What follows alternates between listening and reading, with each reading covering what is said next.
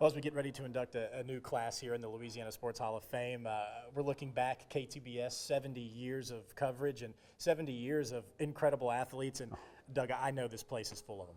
We have no shortage of legends in this building, and there's room for more. Yeah, absolutely. And many of them will come from the 318.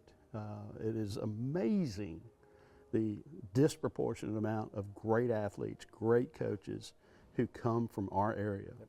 And we are very lucky and blessed to be able to celebrate the best of the best here at the Louisiana Sports Hall of Fame. Well, no one does it like you guys, and you know, the pride. You hear people like Terry Bradshaw talk about what it means to be in this hall in particular. Why do you think that is, that deep connection to the 318 and home? You just used the word home, and I guess I can use Leon Barmore's comments to me after he was inducted in Springfield, the Basketball Hall of Fame. And yeah, that is obviously the ultimate honor, Pro Football Hall of Fame, Baseball Hall of Fame. But when you're in Springfield, your family and friends aren't there. Right. And when Leon was inducted here, and when Terry was inducted here, and Joe Ferguson was inducted here, and Doug Wade, the people who they loved were here. And sharing the experience with them is so powerful, because all of these athletes and coaches realize, I'm not here because I'm this good. I'm here because so many people helped me along the way, Right. influenced me, gave me a hand, helped me through an injury, helped me through doubt.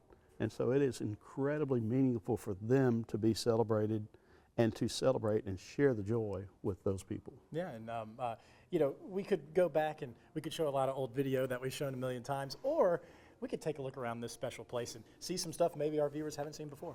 Some of it is out here for the first time, including our 2025 inductees, and there's one from the 318 that's pretty good. All right, so starting with one of the newest inductees from our area, show it off for us. It's not coincidence that I'm wearing powder blue. Yep. To honor Vicki Johnson from Coshada, from Louisiana Tech. She grew up, little girl, didn't want to play basketball, but her older brother kind of taunted her and says, basketball's not for girls. Yeah. And she said, I'm going to prove you wrong. And she sure That did. has been proven wrong, and certainly. very early, Louisiana Tech was winning a national championship with Kim Mulkey and Pam Kelly and Angela Turner, all of whom are in this hall. And she saw them on TV and said, I want to play for that team. Yeah. And this is who she got to play for, until she went to the WNBA, where she became one of the great players in the first 15 years of the WNBA, and now is coaching in the WNBA. So her story is simply one from, you can't come from any more modest background than rural North Louisiana, Red River Parish. Oh, yeah. And Vicki is a delightful person who's an incredibly accomplished athlete, and is as fine a representative of Coshada, of Red River Parish, of North Louisiana, of Louisiana Tech as you could ever want to have. And of course, we're going to talk about football, basketball, you know, all that stuff. But it is not limited to the major sports when it comes to local athletes. Gymnastics, we've seen them there too. We're inducting a gymnast this year, LSU's April Buchholder, and Kathy Johnson was the first, and she was from Centenary College. Love it. And was a world-class gymnast, probably the best in the world in 1980 when the Olympics were boycotted by America. But as a senior citizen in the sport in '84, she came back and was the captain of the American team in Los Angeles, won gold medals there. And Kathy had a long career as a commentator for ABC and ESPN, and she donated her warm-up from the Olympic Games because it meant a lot. She's from Florida, but this is where it really took off. Wow. Centenary College in Shreveport, Louisiana. No, and we've seen it plenty of times with one of your another inductee this year, Nick Saban. You don't have to be necessarily from our area. That's right. For it to make a profound impact on you. That's right. Nick will tell you, and he'll say next weekend, how Louisiana transformed his life and how he feels a sense of obligation and gratitude and will always love Louisiana, even when some LSU fans weren't so kind to him when he was coaching. Still aren't. Well, most of them have calmed down, but not all. Yeah, that's for sure. Obviously, one of these guys we're going to talk about, near and dear to my heart, Houghton's own Joe Delaney. One of the more incredible stories, both in life and in football. Yeah, and I had the privilege of being in school with Joe here, and I was actually in the room with KTBS, by the way, when he got the phone call from the Chiefs on draft day, before there was ESPN coverage. Right. So we saw Joe, and Joe was the most humble, down-to-earth guy. You'd never know he was a star in anything. He was more concerned about taking care of Joanne, the kids, and being a great friend and teammate, and that's who he was. And so when he died, I was in Lafayette, and I remember, obviously, we were all shocked. Right. But I was absolutely unsurprised that that's how it happened. Absolutely. Because that was Joe, selfless. And he ran the football when he learned how to run the football. He was a receiver at Houghton. Yeah.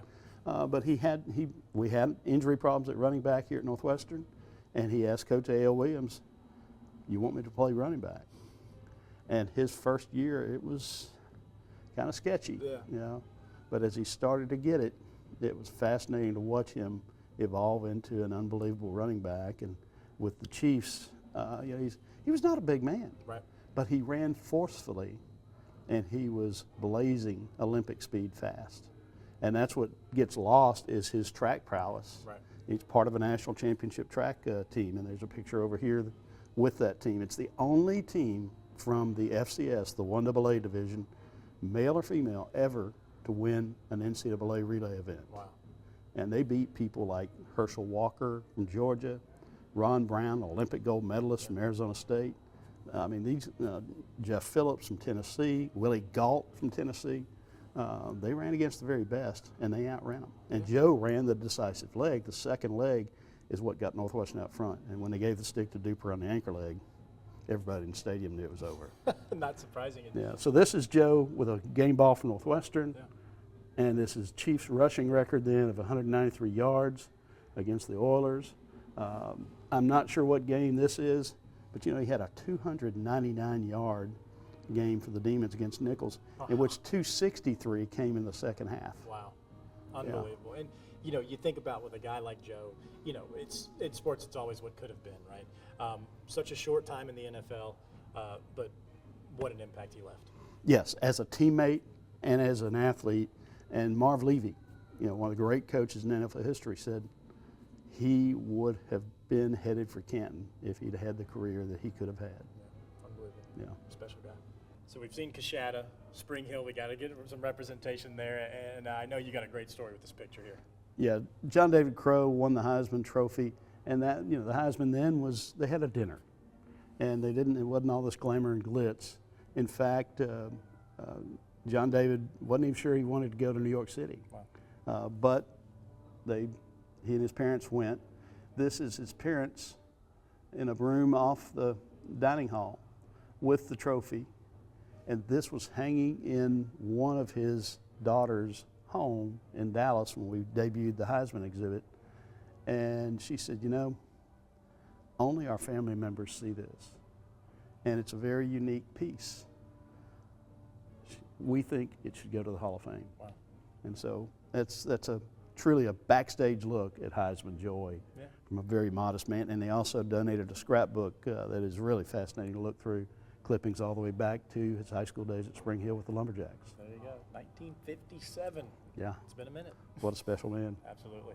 Of course, when you talk about Shreveport, Bossier, it's sports and history and golf, whether it's Sam Burns and Philip Barbary now or David Toms and Hal Sutton. And go all the way back to Tommy Bolt. Right. And Jimmy McGonigal, who was the greatest amateur champion the state has ever seen, whose daughter Kelly helped found the Dallas Cowboy Cheerleaders. There you go. But Tommy Bolt was a great player, a major champion from Shreveport. But Hal and David are certainly the two that we know in our generation, and both Ryder Cup players, both major champions, and both multiple champions. And then, you know, here's David's Ryder Cup bag from the Belfry, and there's a lunchbox with Hal Sutton on it. In our Greatest Moments video, we have the shot, the 5-iron that he hit to beat Tiger in the Players Championship, and of course, be the shot today. Love it. It's iconic. Yeah, absolutely. And one thing about David that I respect so much is, you know, we're seeing guys like Sam Burns because of David Toms. Not only because of his influence, but because how active he's been in helping shepherd that next era of local golfers. And I saw a clip with Philip last week talking about David's influence, both hands-on, you know, helping show he and Sam things, and giving them some tips, but also just inspiring them. And Hal did that a little bit for David. And it's really going through generationally, and there's some young people. Of course. And of course there's Meredith Duncan, who may well be here one day, Right. U.S. amateur champion, LPGA pro. There's great golf in Shreveport-Bossier, and some truly great golfers. Yeah, I mean, obviously I mentioned earlier, we love our football and all that stuff, but golf and Shreveport at this point are pretty synonymous. Yeah. Fortunately, they're never going to shoot footage of you, Daniel, or me playing golf. Yeah, absolutely. Yeah, we're not Shreveport's finest No, golfers by any means. not at all. We talk about golf and another sport that has not taken hold in Shreveport, much like golf, motocross, but one of the all-time greats. What do you know from Shreveport? Freddie Spencer, fast Freddie Spencer. And he started on dirt tracks in Greenwood and surrounding area and just honed his craft where in his early 20s he emerged as one of the very best in the world and became the best, undeniably the legendary figure in that sport for years. Yeah. And if you go to Europe now, they have thousands of people who go to these motocross competitions. And it's not jumping off the ledges and such, it's speed racing on a bike. Yeah. And the angles they take around corners, it is spectacular to watch. In fact, in our greatest moment video, we've got footage of Freddie in winning a world championship race in Europe. And to me, it ranks on the level of watching Maravich and his ball handling. Yeah. It is just that visually amazing to see what the man did. And that's his fire suit, if you will. That's what he raced in. Yeah. From the Arklatex, from Shreveport-Bossier. I mean, overflowing, as we said at the beginning, with great athletes, and even got them in motocross. Just really special stuff. Of course, baseball, with what LSUS did this year, obviously is kind of having a resurgence in Louisiana and in Shreveport, and much like with all the other sports we've been talking about, the 318 stamp is on baseball as well. My goodness, it goes way, way, way back, and some of the greatest baseball players in our state's history, Albert Bell, Todd Walker, Vida Blue. Yeah. What a unique piece this is. In the history of Major League Baseball, one player has had only his first name on his jersey, and that was Vida Blue with the San Francisco Giants after he was such a superstar with the A's just coming out of high school, in DeSoto High School in Mansfield. And he became not only a tremendously successful athlete, but a very admired community man in the Bay Area. Ran a little league for 28,000 people. Wow. 28,000 boys and girls in the Bay Area. Yeah. And just was beloved in the Bay Area, and very proud of being in the Louisiana Sports Hall of Fame. Todd Walker, of course, we've enjoyed watching Todd play. Yes. He would enjoy us saying that because it's been a few years now. Yeah. but Todd. I saw him hit not long ago, though. He was still swinging. Oh, absolutely. Look, he's a heck of a tennis player, but he has a sweet stroke, and that's one of the bats he used in his career. 12 years in the majors, and you talk about some clutch hits. Yes. In playoffs and big games. That's what, and then you go look at what he did at LSU. He may very well be the greatest LSU baseball player. Yep. Can't talk about LSU baseball without Todd Walker, and it's from Airline High School. Pretty cool stuff. Absolutely. We can't forget about basketball in the 318. I mean, a ton of great athletes, some current ones, but when you think of the past, my mind immediately goes to centenary guys like Robert Parrish. Yeah, the chief. From Woodlawn, and before that, he went through desegregation and wound up at Woodlawn, led them to a championship. Could have gone anywhere to play college basketball, and went to Centenary. Yeah. And despite what some think, he was a pretty good student. And he had a great career at Centenary, and then just was kind of 20 years in the NBA. And finally, at the end, people began to realize outside the game, the Celtics players and the players in the league knew how good he was. But, he's in the Basketball Hall of Fame, and deservedly so, not just for longevity, but for incredible production. So there's a guy from North Louisiana, from Shreveport, from Woodlawn High School. And then one we're proud of right here in Natchitoches, Joe Dumars, born in Shreveport. Yeah.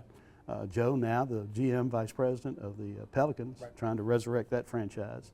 But Joe was a guy who played well here at Natchitoches Central, had some opportunity, but not many as you would think, and wound up at McNeese. Had a great career there, got drafted in the first round right after Karl Malone in the mid of the first round. They played against each other in college. They played with each other in AAU ball. And Joe became a two-time world champion with the Pistons. And Michael Jordan will say today, the guy who guarded him, who he hated to play, was Joe Dumars. He guarded him better than anybody. Wow. And so that's just a sample of basketball greatness on the male side. And then you bring in the lady texters, Right. and you bring in so many great, Elena Beard, Yeah. and so many great high school players and college players from this area. Basketball is a fun time of the year. And then you have legendary teams and programs. The Zwolle Hawks is, Yeah. you know, they have had high school success, championships after championships, and small school basketball. That's what I love about high school basketball. It's not just the Birds and Airlines and Hottons and Huntingtons, but you go out in the Doyleens Oh, yeah. and Stonewall, small schools, small Pelican. That's There where it is. Zeke Woodley Yes. played. Yeah. Yes. And particularly those community schools, that's the event. That's it. They don't have football. And the whole community comes out and fills those stands on Tuesday and Friday nights. And when they have those long weekend tournaments, they're there all day on Saturday. And it's Americana. It's Yeah. not just basketball, but it's grandmother and mother and dad and neighbors. And Grandpa played for the Tigers, and now I do. Right, Yeah. exactly. And I think kind of the theme of everything we've discussed here is that just how critical sports is to the fabric of our culture here in the Arklatex. And what a perfect place to celebrate that here. Yeah, my family's originally from Western Pennsylvania. I was up there last August just as high school football season was starting. And we've all heard about great high school football in Western Pennsylvania, and there's undoubtedly that. But it doesn't hold the public imagination Right. like football does here. And you're exactly right. It is that sense of community, that importance of sports in the culture of our state that makes being in the Louisiana Sports Hall of Fame as elite an honor as you could have in the sports world. And there has to be a connection of all these men and women we've discussed, just how important it feels to them at that lower level to push them to reach these great heights. Yeah, they're inspired by, as we talked about with David Toms, and inspiring the current Burns and Barberie. But that's what it is. You see it can happen here. Right. There's no limit to what we can achieve as athletes, as students, whatever it may be. There is excellence among us, and we're proud to be able to celebrate that excellence with the Louisiana Sports Hall of Fame.